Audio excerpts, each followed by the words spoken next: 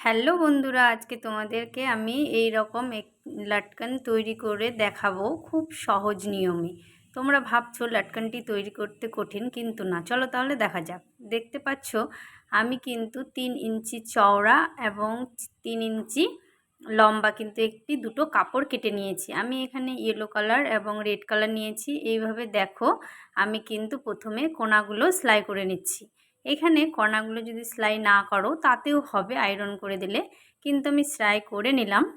সেলাই করে নেওয়ার পর আমাদের কোনো দিকে কোনো কাপড়টি নড়বে না। এবার দেখো যে উপরে আমি লাল কাপড়টা কিভাবে ডিজাইন করছি। তোমরা যদি একটু মনোযোগ দিয়ে দেখো তাহলে খুব সহজ নিয়মে তোমরাও কিন্তু এই লাটকানটি বানিয়ে ফেলতে পারবে। এইভাবে আমি কিন্তু লাল কাপড়টি ভাঁজ করে নেওয়ার পর তোমরা তো দেখতেই পেলে আমি কিভাবে ভাঁজ করলাম। এইভাবে এবার আমরা কিন্তু সেমভাবে সাইডে সেলাই করে নেব, যাতে কাপড়টি আমাদের কোনো দিকে সরে না যায়।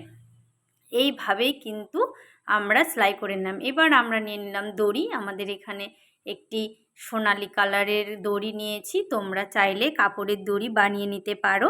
এইভাবে দড়িটি আমি আটকে নিলাম। আটকে নেওয়ার পর এবার দেখো আমি কিন্তু কাপড়টিকে মুড়ে সেলাই করে নিলেই কিন্তু তোমাদের যেরকম আমি দেখালাম সুন্দর একটি লাটকান ডিজাইন তৈরি হয়ে যাবে, এবং তোমরাও করে দেখো, তোমাদেরও ভালো লাগবে। এবার আমি কিন্তু উল্টে নিলাম। উল্টে নিলেই আমাদের তৈরি একটি সুন্দর এবং সহজ নিয়মে লাটকান। তাহলে বন্ধুরা, তোমাদের লাটকানটি কেমন লাগলো তোমরা লাইক, কমেন্ট, শেয়ার এবং ভালো লাগলে